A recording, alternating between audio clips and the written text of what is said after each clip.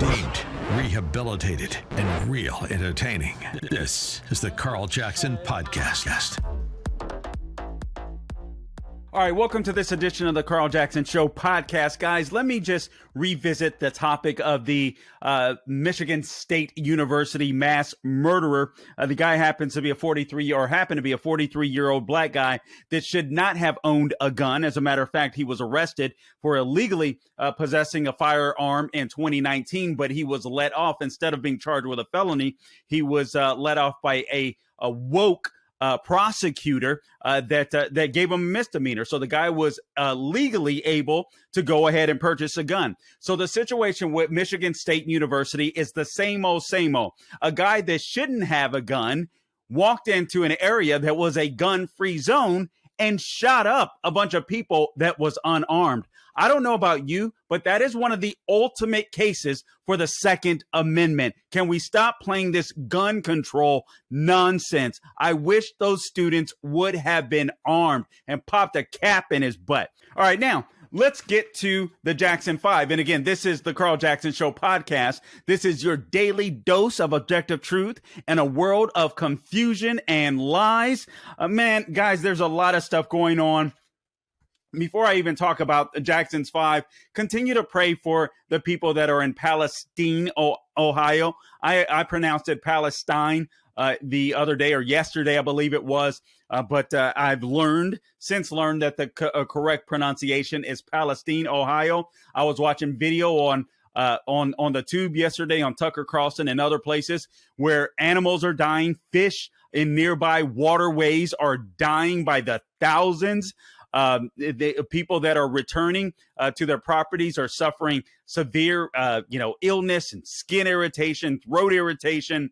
The poisons that have been released, including the vinyl chloride, can literally kill people. It's absolutely insane what's happening there. FEMA is not on the case. Pete Buttigieg is not on the case. He's too busy acting woke and pandering to the black vote. He can't win the presidency. He wants to run for president again. He's itching for it, but he's not going to win. But you know what he's doing? This is why he was clowning the other day white construction workers, talking about there are too many white construction workers. And I'm paraphrasing, obviously, when it comes to these infrastructure projects, roads and bridges going over urban neighborhoods. Listen, I don't want a black dude or black chick working on those infrastructure projects that don't know what they're doing. I want to be able to drive over a bridge and know that my car and I are going to make it safely over. If there's someone that's qualified that happens to be black, Latino, Asian, so be it. I want the best worker because I want to make sure that I make it out alive. But Pete Buttigieg, the reason why he's pandering the reason why he's playing up this diversity, equity crap when it comes to infrastructure, because do you guys remember how poorly he did in the last presidential run, with blacks? He had to jump out of the race before South Carolina. He agreed to come on as transportation secretary for the Biden administration because he wasn't going to win. He wasn't going to win the black vote. Black voters and many voters, just to be frank, regardless of how you feel on the subject, weren't going to vote for a white gay guy that just looks weak. It just was not going to happen. So what does he want to do now?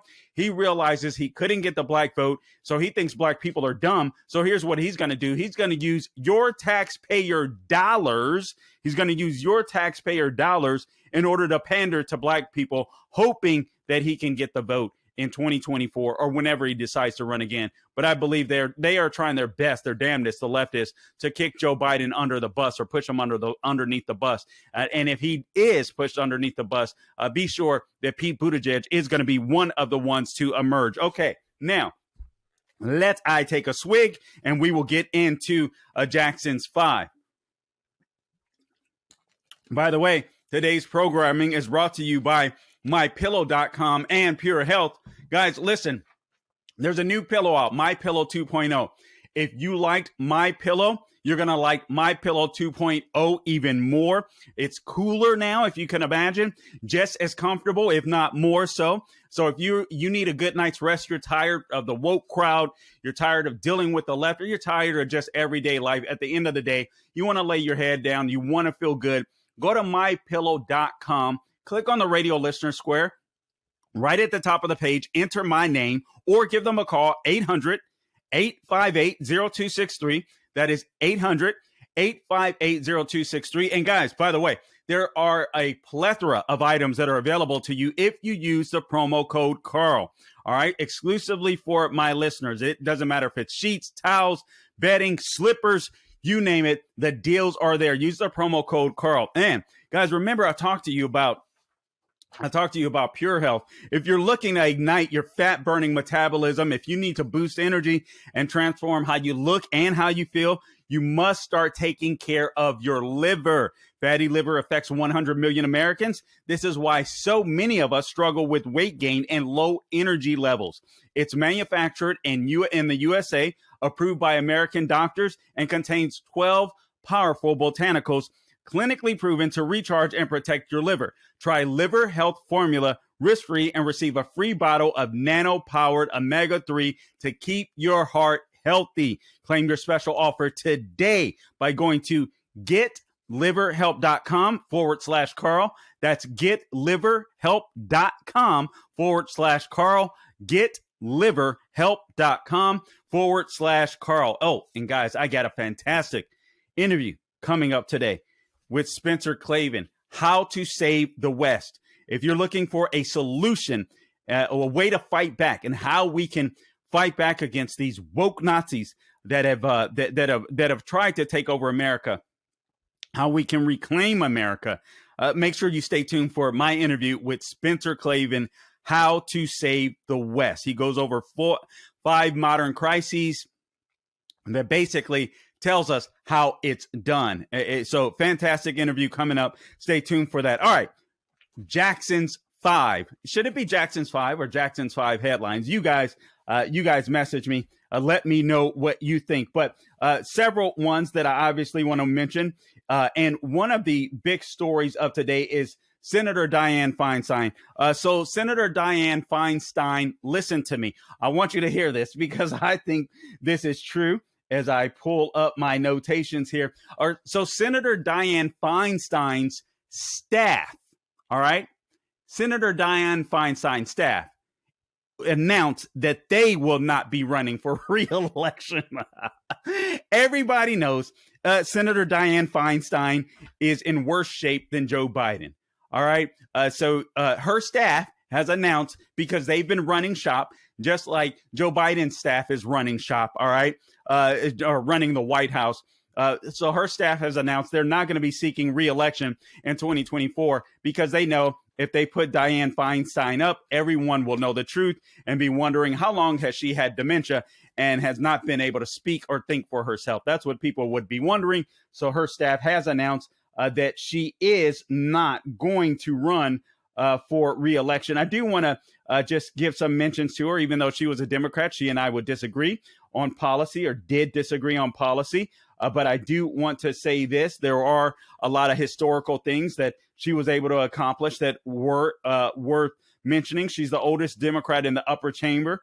Again, her staff has announced she won't run for re-election. Now, if you look at the tip sheet, it says that she says she won't run for re-election. But notice there was some type of memorandum or something that was released. It wasn't like she stood in front of a camera because she's ill. All right, she's ill, rather, I should say. But she was the first elected to the Senate she was first elected to the Senate in 1992. That's been 30 years ago. Feinstein, or 31 now. Feinstein was the first woman to chair the Intelligence Committee and the Rules Committee. All right, so she made some inroads there. She also served as a ranking member of the Judiciary Committee before running for Congress. She became the first female mayor of San Francisco following the assassination of George Moscone. All right, so there were a lot of firsts. That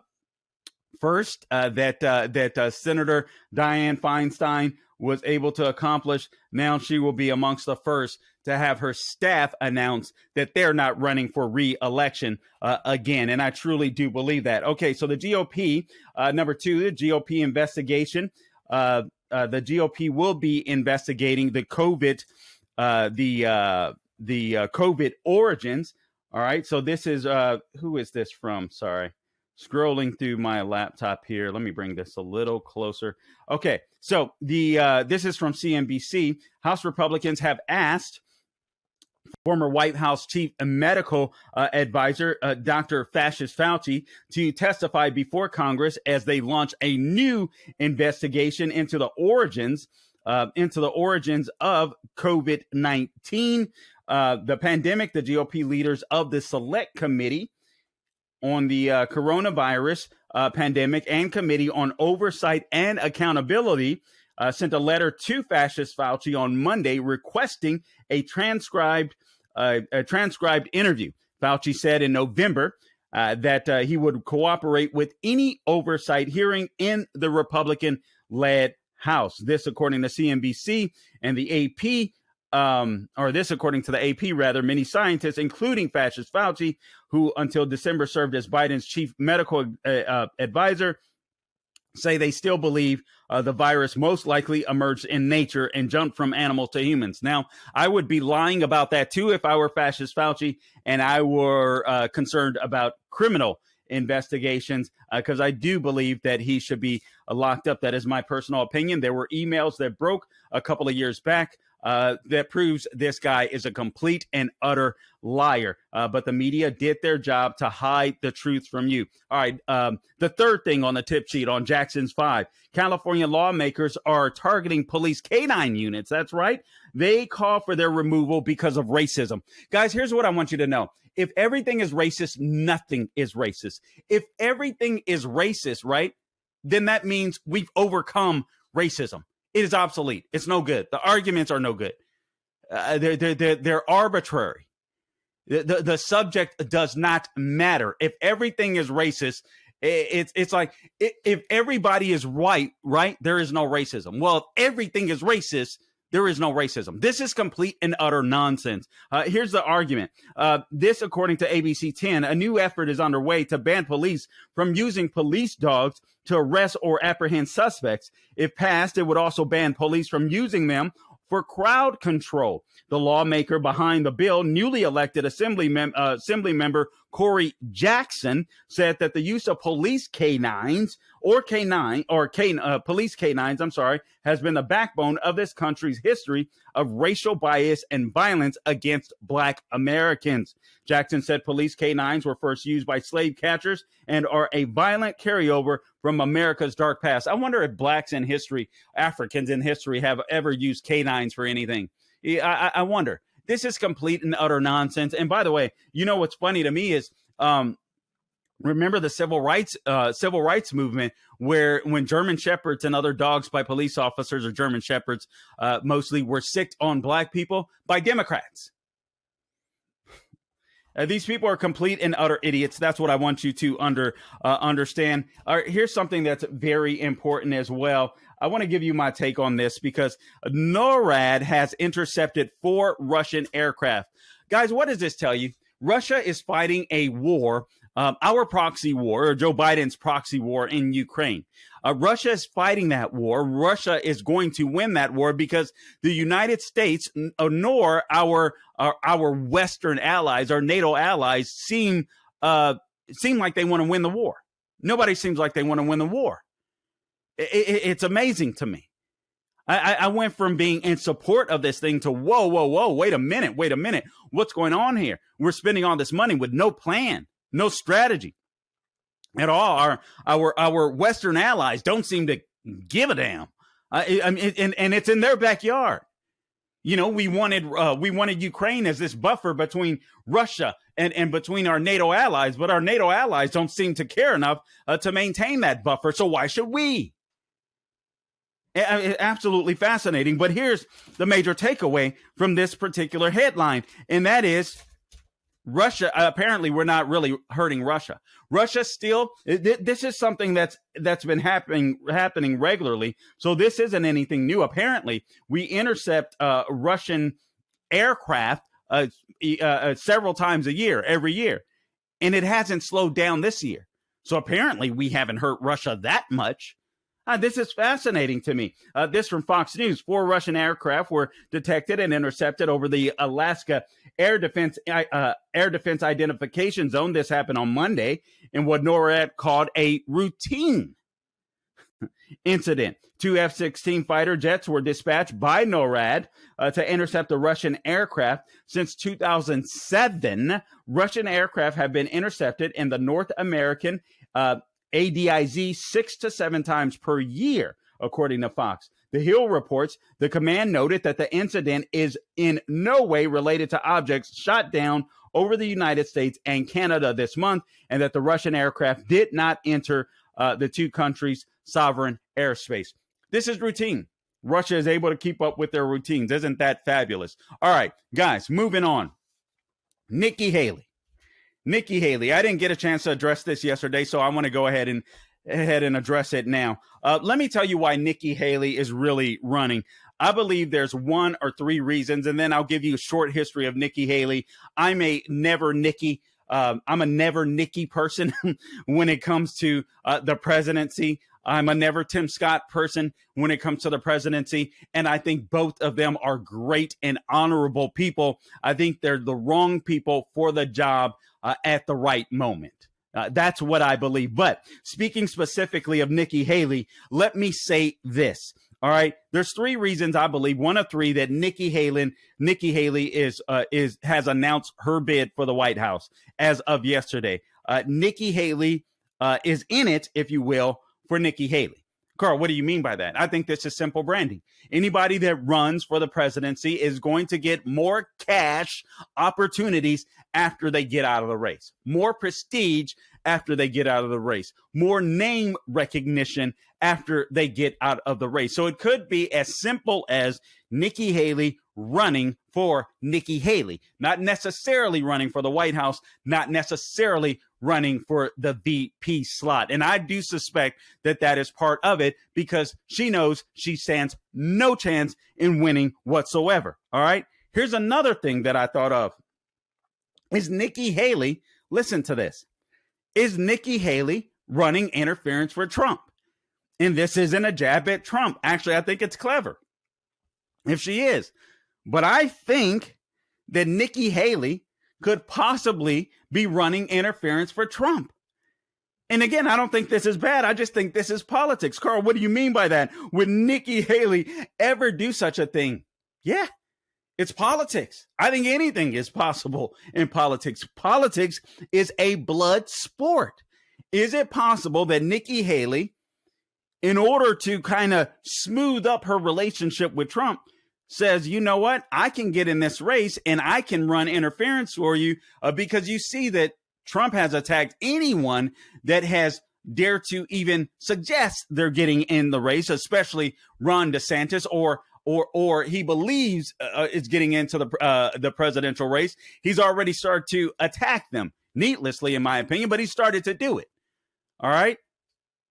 But not Nikki Haley. Now, he also mentioned that Nikki Haley called him, talked to him about this. What did she say, I wonder? Neither one of them mentioned this, but here's what I do know. If there's a crowded field, Trump wins, just like he did in 2016, right? So if it's just Trump and DeSantis, then there's a good chance that DeSantis could win. Trump would probably win, or likely win, I would even say, but there's a good chance that DeSantis would win if it was a one-on-one matchup between he and Trump in a primary. You add Nikki Haley, you add a Tim Scott, you add some other names to the mix, you add 4 or 5 names, and the race becomes Donald Trump's. So is she running interference for Donald Trump? Here's another idea. This goes towards Trump. Is Nikki Haley, in a sense, Trump's concession to the establishment Republican wing? In other words, is Nikki Haley the next Mike Pence? I think Mike Pence is a fabulous guy. I think he's an amazing guy. But let's be frank. When it came to the Religious Freedom Restoration Act in Indiana, he caved on it. And that was the reason I did not want Mike Pence as vice president. He turned out to be a fabulous vice president. I don't care what anyone says. I was critiquing him, I think, before most people in media. And when he became vice president and the things he did and for and under President Trump, I thought were absolutely amazing. I thought he was a great VP. But I didn't want him there initially, and I didn't want him as president because he caved on the Religious Freedom Restoration Act when he was the governor of Indiana. But having said that, is Nikki Haley the new Mike Pence? Is Nikki Haley the new Mike Pence? This is something that you need to ask yourself. So is Nikki Haley, in a sense, or Trump, in a sense, behind the scenes? I don't know this to be true. I'm just speculating. But behind the scenes is Trump saying, listen, guys, I'll give you your Nikki Haley, but you're going to help me win. You're going to stay off my back. Here's my concession VP candidate. So maybe Trump wants Nikki Haley to run, and maybe Nikki Haley is Trump's concession to the establishment. Just think about that. He did it once before. Carl, Trump would never bow down to the establishment. What are you talking about? He did it last fall. He did it in 2016. He did it in 2016 with Mike Pence, or 2015 with Mike Pence into 2016. He just did it last fall when he was going to announce, and I thought he should have announced that he was going to run for president before the midterm election. But instead, what happened is he waited. Why did he wait? Because the establishment asked him to, because they said, if you don't wait, we're not going to continue paying for your attorneys and your defense. Listen, politics becomes bloody. And this isn't a knock on any of them. This is just politics. So just understand that. All right. Now, Nikki Haley, let me give you some substantive reasons why I'm a never Nikki person. First, you have to understand what Trump brought to the table. Nikki Haley, in my opinion, is part of the old status quo of the Jeb Bush type. All right. And that isn't to say they're not nice people. I just think they're the wrong people for the right time. Again, remember, Trump called out the Iraq war. Nobody was doing that. I thought he was wrong at the time. He called out the Middle East. He criticized the outsourcing of American jobs. He vowed to return power to the American people. He wanted to make America great again. He called out the open borders and the illegal immigration and all of that kind of stuff that people were absolutely scared to do. And then the GOP establishment, they had been moving leftward, whether it was on social issues, whether it was on issues of a war. They wanted more and more war. Trump said, no, I'm not going to do that. When it came to free trade, even I initially believed that Trump was wrong to get rid of, not NAFTA, but the other one. Now the name escapes me, but some of our free trade agreements, I thought Trump was wrong to get rid of, but little did I know how wrong I was, and how much it impacted American manufacturing. Now I'm like, Trump, go. I believed in the terrorists. Now, I mean, he made me a believer when it came to tariffs for China. So it wasn't long before I saw the error of my ways. Actually, within his first 100 days, I looked at what he was doing with deregulation, and I was like, okay, this guy is the real deal. A lot of never Trumpers never saw it that way, including, to me, never Nikki Haley. All right. But increased immigration, that's what the rhinos, I shouldn't say rhinos, the establishment wanted. Corporate bailouts, that's what they wanted. I'm not for any of that crap. I want a complete freeze and moratorium when it comes to immigration. So Nikki Haley's desires were at odds with Trump all along. Now she eventually became part of his administration as the UN ambassador. And listen, I don't blame her. I mean, I think it's okay. And as a matter of fact, I think it's great for our free republic that we have not only primaries, but we have people calling each other out. Iron sharpens iron, the Bible teaches us. So I don't fault her for any of that. But she became, part of his administration. And I can honestly say, I thought she shocked me as UN ambassador. She was very good, but she did some things that weren't so great either. She slapped the sanctions on Russia, which weren't necessarily a bad thing, but she did it before Trump gave her the go ahead. All right. She was kind of eager to get to war. While President Trump campaign had tipped the national pulse on peace with Russia, Haley has said, quote, "We don't trust Russia. We don't trust Putin. We never will. They're never going to be our friend. That's just a fact." And that may be a fact, but that isn't something you say out loud. That's something that you know going into negotiations with Putin. All right. She preemptively announced new sanctions against Russia before Trump had officially authorized them. That's a no-no. Don't get ahead of the president.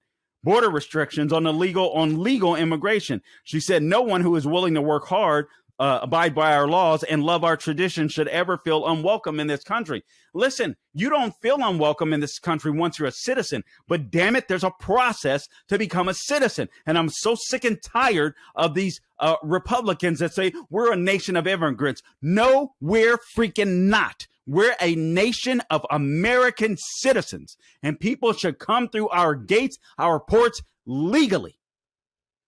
Simple. Trump's tariffs to protect American manufacturing, while President Trump uses tariffs to protect American manufacturing and even the playing field with subversive foreign nations. Haley is a free trade stalwart. Here's a quote from Trump. Hire American, buy American. Sounds simple.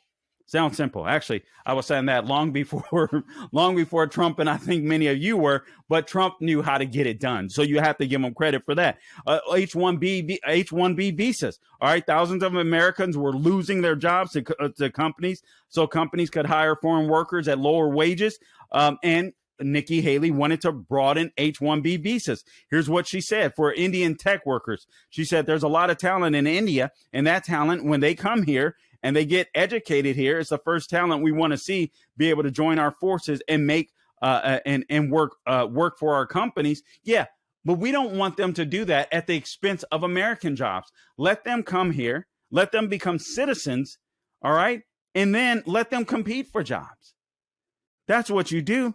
Boeing, she was friendly with big business. Now I got to give her grace here because, all right, the article said from the National Post, Haley gained a reputation for being friendly to business during her time as governor when Boeing faced mounting expenses at their Washington state manufacturing plant. Due to union agitation and state regulations, Haley offered incentives for them to bring their construction of the new 787 Dreamliner aircraft to South Carolina. I don't fault her for that. But I do think there's a difference in incentivizing big business and getting into bed with big business. And perhaps it's a fine line. But I give her some grace. Rick Scott did that. Governor Perry of Texas did that at the same time. They courted businesses to come to Florida. Governor Perry at the time courted businesses to go to Texas. So that's something we were doing. But when times change, when you find out that companies are going woke, you stop backing them. You don't fund them. You don't give them bailouts. They should never get bailouts, as a matter of fact, from the federal government, in my opinion. So Nikki Haley, and all of the big issues that matter, in my opinion, she has not been a solid conservative. And that's why I'm a never Nikki Haley. All right, guys, stay tuned for this upcoming interview with Spencer Klavan. You're going to absolutely enjoy this. Make sure, please support my sponsors, MyPillow.com. Click on the radio listener square at the top of the page. Just enter my name, Carl, C-A-R-L, or give them a call, 800-858-0263, 800-858-0263. We'll offer some programming before we get into our interview with Spencer Klavan. You're going to enjoy this one, guys. Stay tuned. All right, guys, and now here's my guest, Spencer Klavan. I've been looking forward to this interview. He is the author of How to Save the West, Ancient Wisdom for 5 Modern Crises. And Spencer, I got to tell you, I've been looking forward to this interview. I just told you offline, I've ordered your book. It has not come. Just to be frank, I have not read it. I look forward to reading it, and I look forward to using it as a reference book because, Spencer, I got to tell you, I happen to be a Christian. And I don't think necessarily that the conservative movement understands what we're up against when it comes to the cultural left, cultural Marxists, communists, what have you. I think your book is one of those books that will help us to understand the battles that we're in, and not only that, but the tools that we need to combat it. So, Spencer Klavan, welcome to the Carl Jackson Show podcast. Oh, Carl, thanks so much for having me. And it's really great to hear you describe it in quite that way, because that's really why I wrote this book, is so that people would have a frame of reference for understanding what's going on, underneath the news cycle, is kind of how I like to put it. Because every day we wake up and there's some new disaster that's going on, and it's incredibly disorienting. And a lot of them feel like they've never happened before, especially because there's so much new tech, right? The digital revolution kind of reorienting the way we relate to one another. But what I try to show in the book is that actually a lot of these problems that are coming up, even though the tech is new, they're throwing us back on these really fundamental questions. They're not just issues of day-to-day politics. They're issues of much more profound philosophical profundity, a much deeper philosophical profundity. And that means, encouragingly, that we're not alone. We have a great tradition to draw on of people who have wrestled and thought with these ideas for hundreds of years, for generations. And a lot of it does come out of Christian scripture. I like to talk about the West in terms of Athens and Jerusalem, these kind of two great pillars. That's good. And one side of that is Greco-Roman antiquity, Greece and Rome, and the other side of it is the monotheists of the Near East. That's to say the Jewish and the Christian scriptures, which helped build our civilization. Spencer, I got to ask you, were you born smart as hell, or did it take a lot of practice to get there? I'm always impressed by people like you. I mean, we need intellectuals on our side, no doubt about it. And we are starting to stack them up. Obviously, your dad, Andrew Klavan, being one of them. But man, I don't know if you just got the genes or if it took a lot of practice. I mean, give some people some hope here. Do we just need to get a little more educated out there, or what? Well, you know what? I'm reliably informed that I was there when I was born, but I don't actually remember it all that well. So I can't answer your question directly. What I can say is, you made reference to my dad, and I'm very close with him. He's been obviously a huge influence on me, and so has my mom. I think she doesn't make that much appearance in the public eye. In fact, she never does interviews like this. So it's hard for people to know that she's really by far the best Klavan out there. And my that's dad cool. would agree with that. I'm so I really do try to honor them as much as possible, because I think the real answer to your question is I wasn't born with any magic, but I did grow up in a house full of books. And it took me a really long time to realize that that's not normal, that that's lucky, Wow. Because what I discovered kind of as I moved through this house where, everywhere on the shelves, there were the great works of the Western tradition.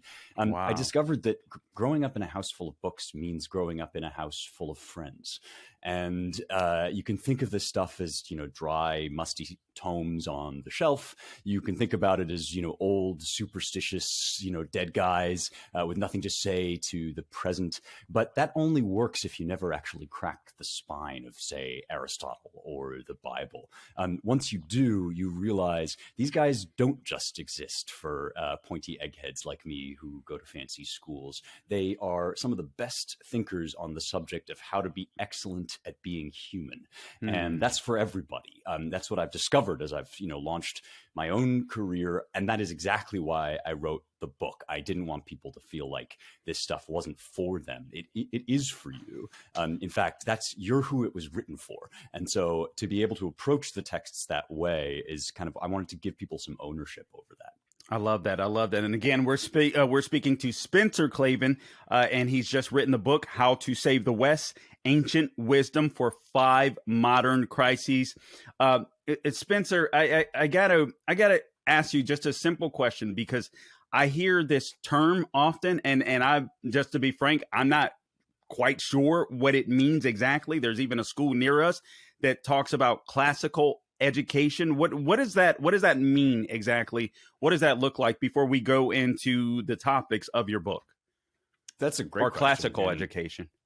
Yeah.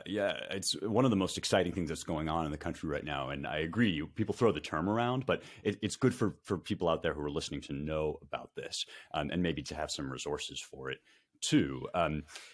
when we talk about education in this country, we immediately think about the big universities, the Ivy Leagues, and the famous ones, the famous names, Yale, Princeton, Harvard, whatever. And when conservatives think about that stuff, they feel embattled, and rightly so, because a lot of those places have been captured. You mentioned cultural Marxism. I think of this as the long march through the institutions, which is what they kind of said they were going to do, take over the shaping of the souls of future generations, and turn them onto what I believe is a really destructive path. So the classical education movement, which is not explicitly conservative, although it is aligned a lot of the times with conservative values. It's this attempt to return to an older idea about education. A lot of times we talk about education like it's some kind of, list of facts you got to memorize, or it's, a bunch of math problems, or worse still, it's a dogma that you're supposed to recite at a struggle session to, swear allegiance to the new regime. But the way the ancients talked about education, guys like Plato and Aristotle, and I do deal with this in the book.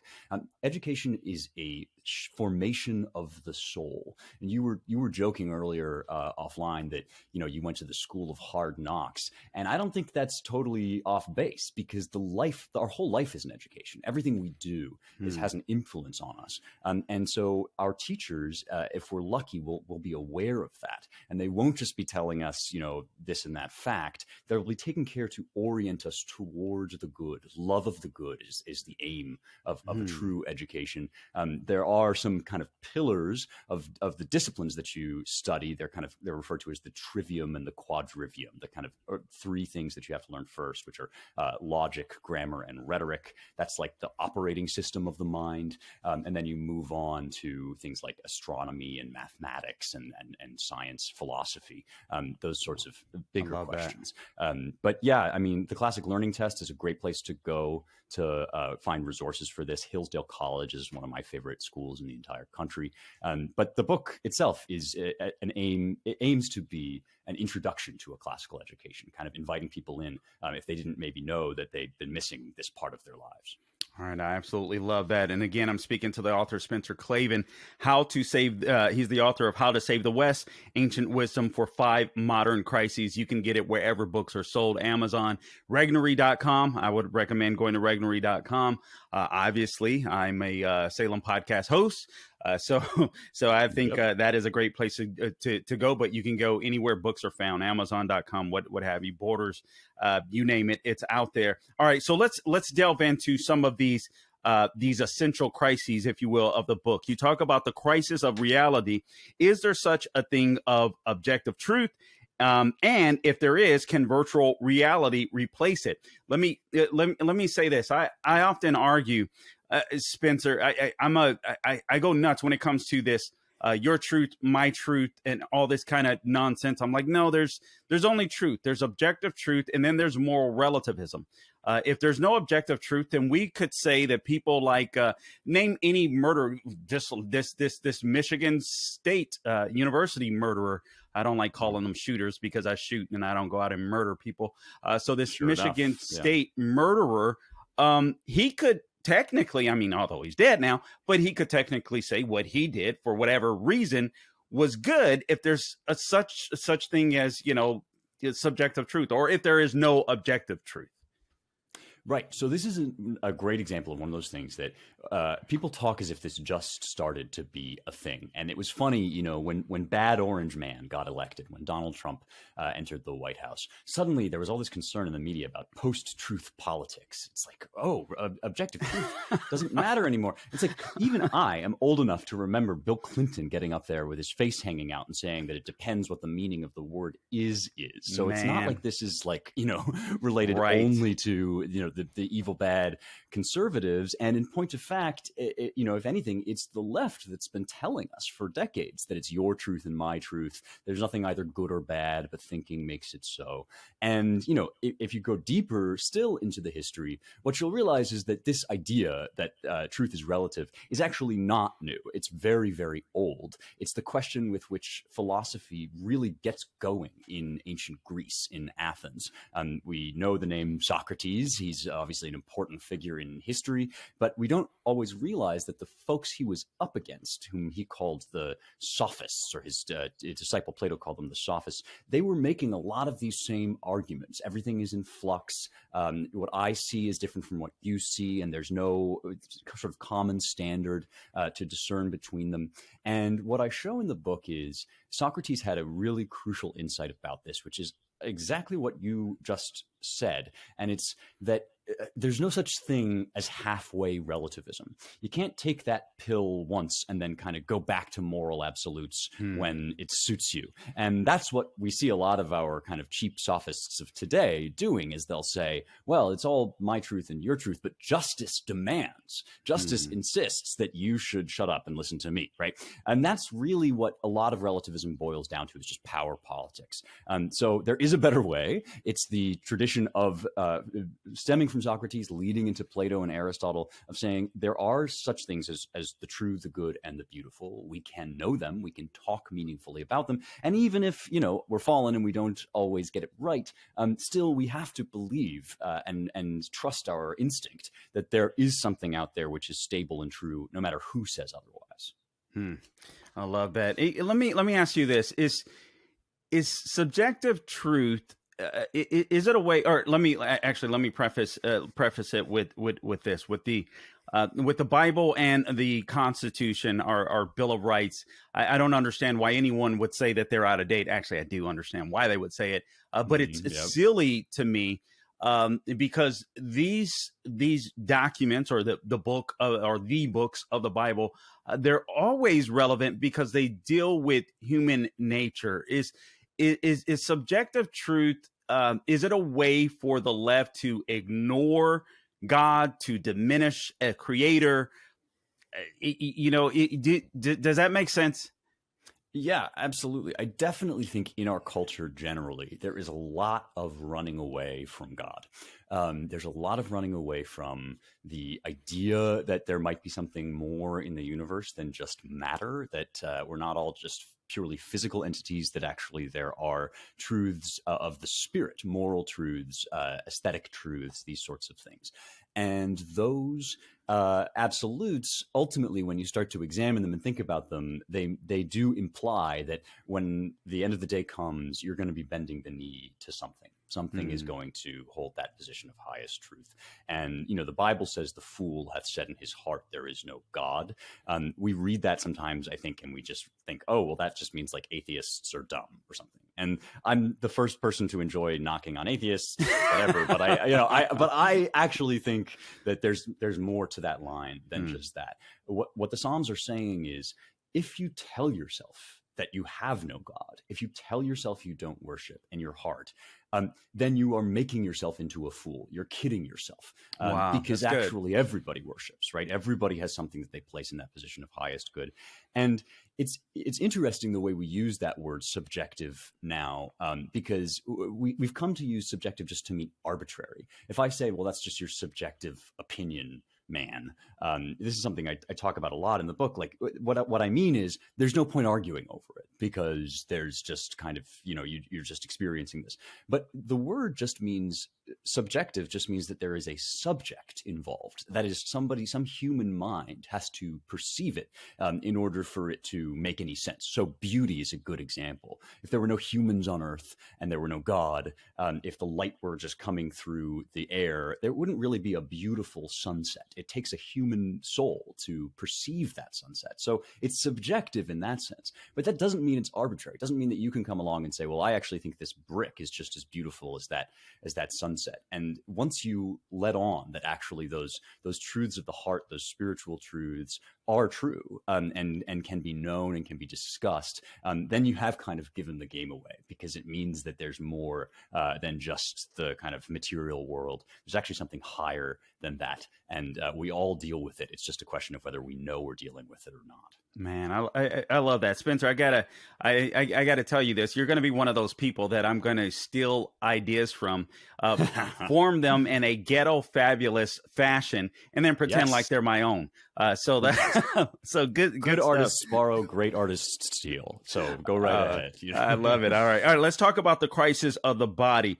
Not just transgender insanity, but the push for transhumanism, the future that disconnects us from our embodied lives. That's the crisis of the body. So that's the second crisis, if you will. Yeah, and it follows on from the first one in a really interesting way because, there are a lot of materialists out there who will give you this kind of cheap wisdom. Everything is just reducible to flesh, to the material self. Anything you can map on a brain scan, what you can measure in hormones, that's what's real about us. And everything else is kind of like a brain fart. Like, we just happen to have this experience in our mind, this qualitative experience that arises subjectively, meaning arbitrarily out of our bodies. But as we've just been discussing, we know that's not true. We know that there is actually a reality out there that we are discerning it dimly, fair enough, but we're discerning it beyond the physical world. So the question of the materialists actually gets it exactly backwards. It's not, why do we have to have, these kind of conscious minds, these souls, these spiritual ideas? It's actually, why do we have to have bodies?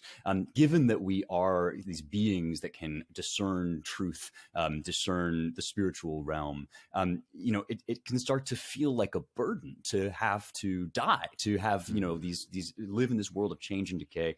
And what I show in the book is that's another very, very old anxiety, a very old feeling that it would be better actually if we could just kind of float up into this transcendent plane of spiritual life. And so now they've called it by different names. Basically, they say, "Oh, it's my gender identity," right? Well, that's not something that exists anywhere in your body. In fact, it contradicts your body apparently a lot of the time, right? So this is like a kind of a statement of faith, right? It's like that there is some part of me that's just pure and whole, and that's what I am, and my body has to conform. My body has to be, transformed or remolded or reshaped in all of these ugly and painful ways in order for me to kind of, attain that spiritual perfection. So what we're seeing is actually goes way, way further than just biological sex and this notion of gender identity, even though that's at the heart of it.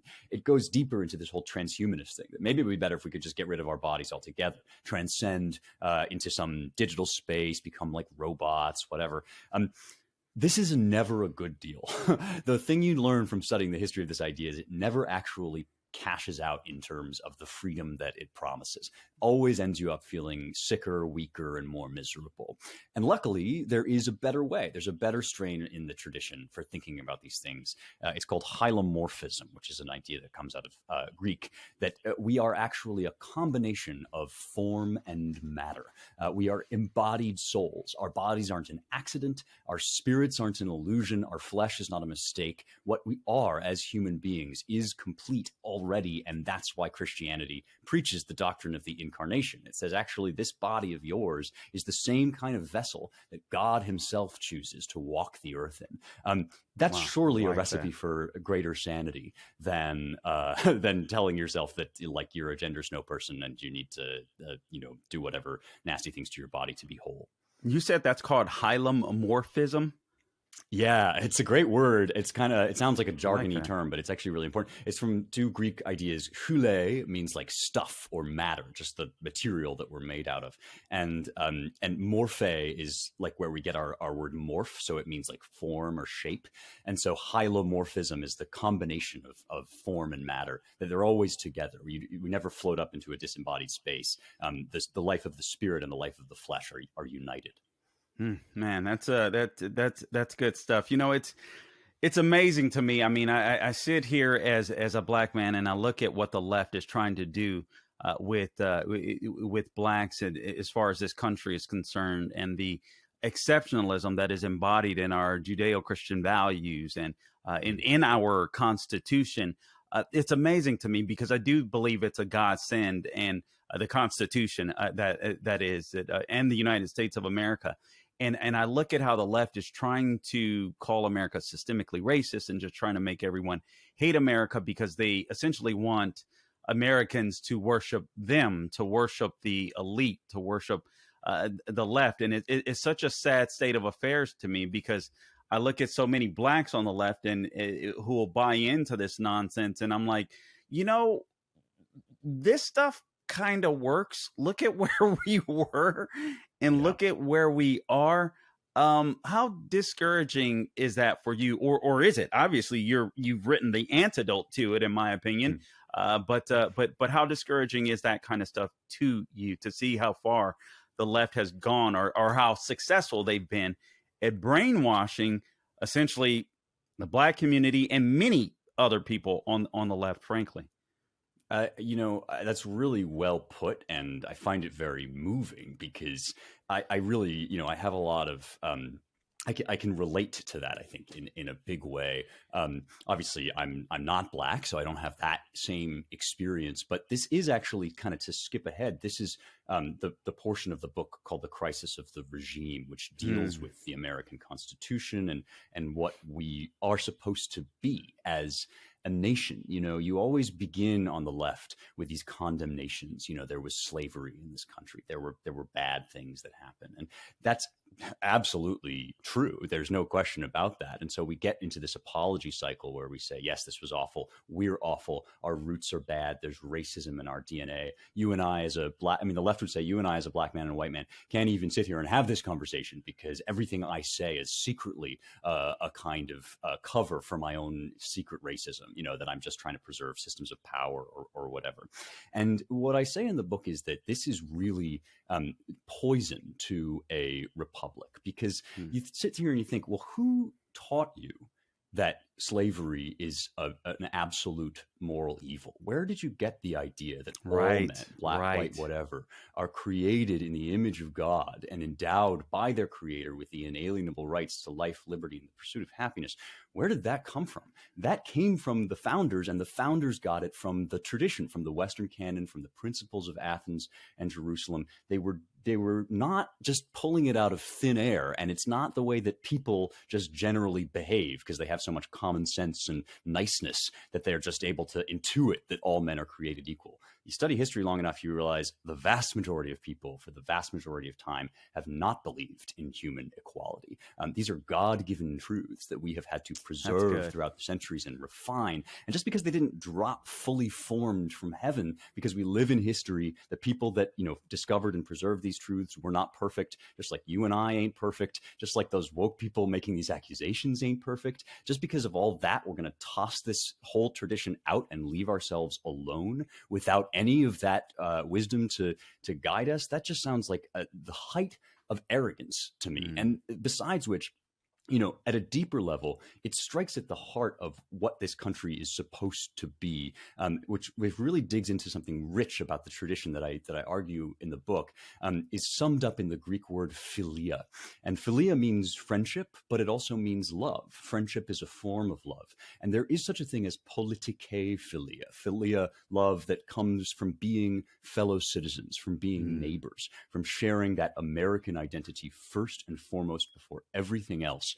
That's a beautiful thing. It's an act of love, and it's what beyond our big C Constitution, beyond our laws, beyond all of that, that's what holds us together. And so when Joe Biden gets up there and he says, we have a pandemic of the unvaccinated, or Robin DiAngelo says white people are inherently racist, it's like, what? So some portion of my fellow countrymen are tantamount to a disease? That's what you're telling me? Or like somebody, was on Twitter the other day with saying, I'm so mad that the pride flag was taken down from this public building. That just seems wrong, And I'm sorry, but my flag is the American flag. That's the flag that my tax dollars pay to fly outside of our public buildings. And if we don't all believe that, then we're not really doing America. We're not doing this country together. There's one way back out of this, and it's philia. It's neighbors and neighborhoods. And I'm encouraged, at least, to see that idea is coming back into fashion, especially among conservatives. We're reinvesting in our communities. We're going to our school boards, our churches, our families.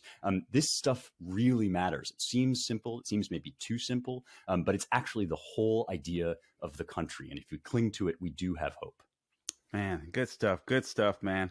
Really good stuff, Spencer. I'm sitting here. I'm sitting here writing notes as you speak. I'm like, okay, I'm gonna look that up later, or maybe when I get the book, it'll be in there. It's all in there. There you go. All right, That's why I wrote perfect. it. Good stuff, man. All right, let's talk. And you know what's crazy? I'm sitting here, and at one point you mentioned something. Oh, actually, it was when I wrote down hylomorphism, and I was sitting, with my head down, and I wrote it. And then I'm like, oh my God, you sound just like your dad. It hit me. I'm like, oh man, I think I got an interview with Andrew Klavan too, 2 in 1. Every but anyway, man in my family has the same voice. Really? My grandfather was a radio announcer in New York. Really? Yep. I have a bunch of uncles. When they answer the phone, it's impossible to tell us apart. And I go on interviews sometimes, and people call me Andrew. It's like I can't even blame you. I get it. We sound the same. Holy It's in the moly. family. That is cool. That is definitely not a bad thing. That is really, really cool. All right, let's talk about the crisis of religion. We skipped over that one. This is the 4th crisis. And again, I'm speaking to Spencer Klavan. Go out and get his book, How to Save the West, Ancient Wisdom for 5 Modern Crises. And listen, just listening to this interview, guys, please share this interview. You can find us wherever podcasts are found. Apple, Google, Spotify. Subscribe to our YouTube channel, The Carl Jackson Show on YouTube. We're also on Rumble as well. Instagram, we're on there as well. So find those places, share those places, share this interview. This is good stuff. If you want the antidote in how to save the West, I recommend reading this book. I haven't even picked up the book. I'm just reading some of the highlights and listening to Spencer Klavan. And I know that I'm going to use this as a resource book going forward, and you'll be able to do the same. All right, let's talk about the crisis of religion, Spencer. Science has not eliminated man's religious impulse, but rather misdirected it. That's a good line. And wrongly dismissed the philosophical plausibility of Judeo-Christian revelation. Yeah. Well, first of all, thank you very much for those kind words. I really I do think that this book has some of the resources you'll need for addressing this stuff. And one quote that's in the book that is to me a really helpful encapsulation of this whole attitude is from the paleontologist G.G. Simpson. Not somebody I had heard of before doing the research for this book, but he's quoted by the famous atheist Richard Dawkins in The Selfish Gene. And Simpson said, all good answers to the question of man's place in the universe were discovered after Charles Darwin. After the theory of evolution was discovered, everybody else became obsolete. Aristotle, Muhammad, Christ, anybody you name. And it's rare sometimes that you find people really saying the quiet part out loud that way. That's why I love that quote, is it tells you in a nutshell what a lot of these guys believe. Wow. Everything is obsolete before the advent of modern science, they will tell you. And modern science describes the whole of reality, the whole world. And this gives us a really good inroad into what I call scientism, because a lot of times as conservatives, especially after COVID, we get accused of disliking science. You don't like science, we're anti-science. And nothing could be further from the truth, at least in my case. I love science. I'm fascinated by the true and actual discoveries about the physical world we're able to make through science. I believe, as indeed Newton and Galileo and Kepler believed, I believe that this is God's gift to us for knowing him through his creation. All of the world is the work of his hands, and the heavens declare his glory. And therefore, by studying his world, we learn more about him, and that's a beautiful thing. It's also an ancient thing. It's called natural philosophy. It goes back to the Greeks at least, and probably further back as well, to the Babylonians. So all of that having been said, science is great, yay science. The idea that science is a totalizing description of the world, that everything that is real can be described by science, that if something can't be measured on a chart, can't be factored into an equation, it doesn't exist, it doesn't matter, it's an illusion, it's a fantasy, whatever. That idea is poison. And none of the really great scientists of the Western tradition, taken in the long view, none of the really great scientists have believed that. It's something that has been kind of passed off as science, as kind of authoritative. Yes, we've basically shown that there is no God. And what I show in the book is not only is that not true, not only is that an article of faith that they're saying rather than a science, it actually even makes a nonsense out of science itself. And it leads science into all of these kind of weird religious speculations like the multiverse, right? Which is kind of this whole theory designed to evade the question of design. This is kind of understandable if you go back to what we were talking about earlier, which is that man's heart worships. That's how we are. That's how we're built. We wake up in the morning, we get out of bed, we do something because we want something, and we want things because we think they're good. That means that we have what Aristotle would have called a telos kind of built into us. A telos is a goal or a purpose or even a cause in many cases of why we do what we do. And since that's true, there's a highest good. Somewhere there's something that we place above everything else that we're going to bend the knee to, that when the rubber meets the road, we're going to worship that thing. And so when we tell ourselves that we're not doing that we can reduce everything to equations, to math, to formulae, then we just end up worshiping the equations. And that's what you saw in COVID when people started talking about the science, capital S. I trust it. And indeed, Fauci is its priest. He came forward and he said, I represent the science, right? So Dr. true. Fauci actually said that On TV, and so this is like, we're already doing religion. We're just doing bad religion. So I'm arguing in the book that there's a better way to do religion, and it's called the Judeo-Christian scriptural tradition and the church fathers and Thomas Aquinas. There is something that's worthy of our worship. There's someone that's worthy of our worship, and he, unlike the WEF and Davos and Fauci, he will set us free. Man, that's good stuff. You know what came to mind as you were answering that last question as well is Twitter, social media, all of this kind of stuff. And I'm old school in this way. I didn't start off doing podcasting. I started off doing just radio. I love radio because I don't even know how to explain it unless you do it. It's just, it's so intimate when it comes to, this is why I like doing interviews with podcasts, because it reminds me of radio, but you're really intimate, I feel like, with your audience. With podcasting, it's different. I'm setting up here, with lights and a camera, and Gabe, hides behind the screen to some extent. I think he likes hiding behind the screen. I don't think he likes me all the time. So no, just anyway, I'm playing. But there he is. But he emerges from his cave. Yeah. Okay. But what I like about long form interviews, they in a weird way, they remind me of how dangerous I think social media has become. Everything is a sound bite. Oftentimes, even those of us that have or that have Judeo-Christian values, that are Christian or what have you, or people of faith, perhaps you're Jewish. If you're listening, I think sometimes even we get caught up into that. I do as well. It's part of the job, frankly. But it's like you can't stop thinking with the soundbite. And what I appreciate about you and thinkers like you, and what I would consider intellectuals on our side, is we have an opportunity to say, oh, yeah, we need to be able to think beyond this little talking point or tweet or whatever, so that when we come in real contact with people, we can actually have a deep conversation. So that's one of the things that just came to mind just listening to you. I'm like, God, we need more deep, long conversations about the goodness of God, the goodness of America. Just your take on that. Yeah, it's so true, and it's really funny because I was just on Twitter, and the other day, actually, in fact, right before I logged on, but before I was on Twitter, I got to spend an hour in the early morning reading a book without any tech.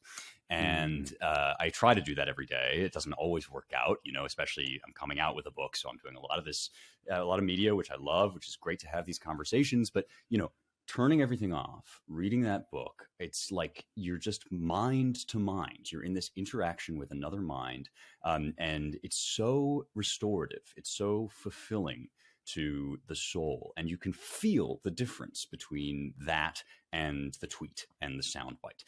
You can feel the difference between this conversation and the things that we, fire off in a moment of, heated intensity. And look, You need both, I mean, you were joking earlier that you're going to take what I'm saying, what we're talking about, and you're going to translate it into like, media ready slogans and ideas. And that's partnership. That's collaboration. That's why St. Paul talks about the body of Christ, right? The eye and the hand, they're different, but they're part of the same, entity. We can do these things even within ourselves. I tweet, a lot. And I sometimes tweet too much. I understand that.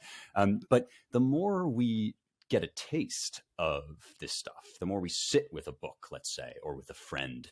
I'm partial to whiskey and cigars. And so I find that you have a glass of whiskey and a cigar and you sit with some friends and you talk over this stuff.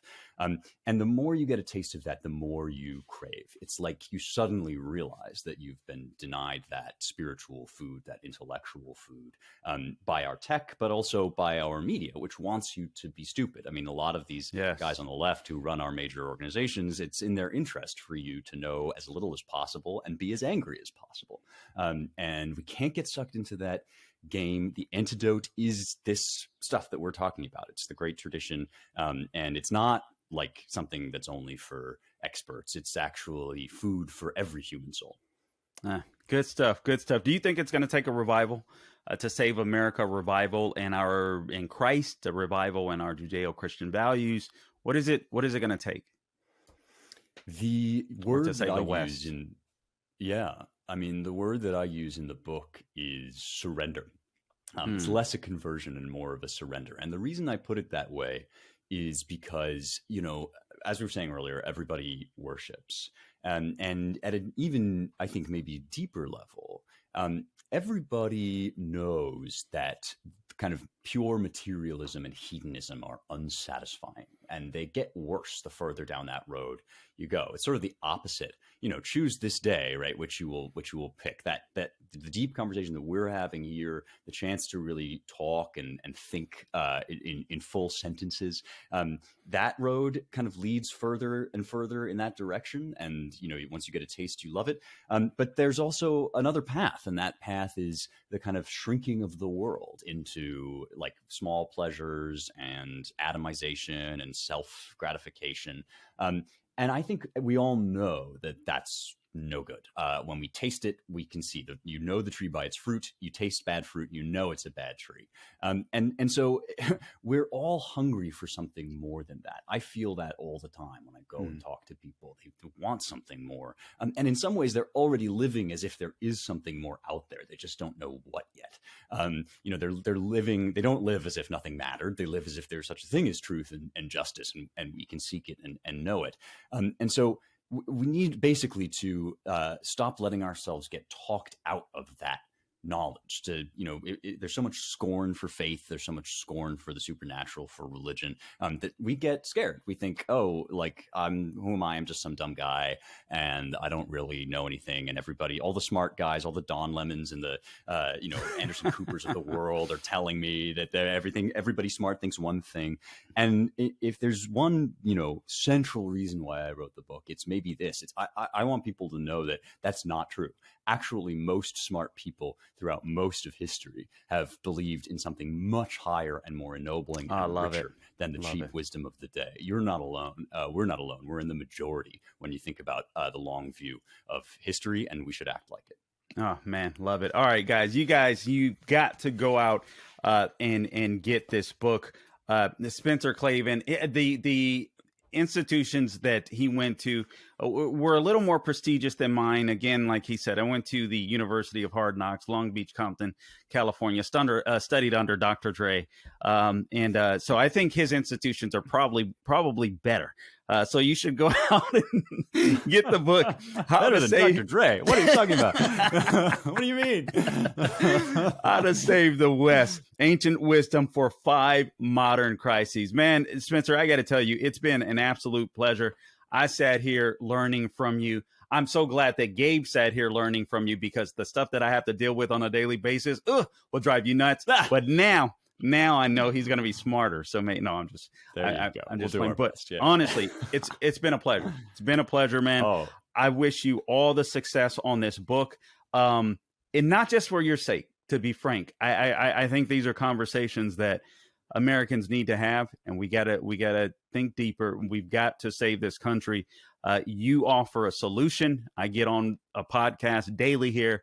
Oftentimes I'm ranting and I'm just mad at how the left is destroying the country. But we need solutions, and you've given us one in the book, How to Save the West, American Wisdom for 5 Modern Crises. Order it wherever books are found. Spencer, if you'll just stay up to make sure that we get this uploaded for just a second here. But guys, go out and get this book, please. Again, you've been listening to the Carl Jackson Show podcast.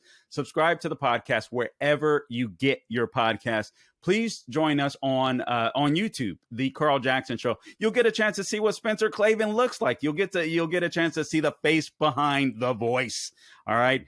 So make sure you check us out on YouTube. Follow us on social media wherever I am on social media. It is at the Carl Jackson Show. That is the Carl Jackson Show. Instagram, Twitter, Facebook, True Social, Getter, you name it. Wherever I am, the Carl Jackson Show. And Spencer Klavan, again, thank you so much for this interview. I really have enjoyed it, and I've learned a lot, and I look forward to reading the book. I'm like, just the notes. I'm like, good Lord, man. Pretty good. Good stuff, man. Carl, the joy was entirely mutual. Thank you so much. It's been a delight talking with you. Absolutely.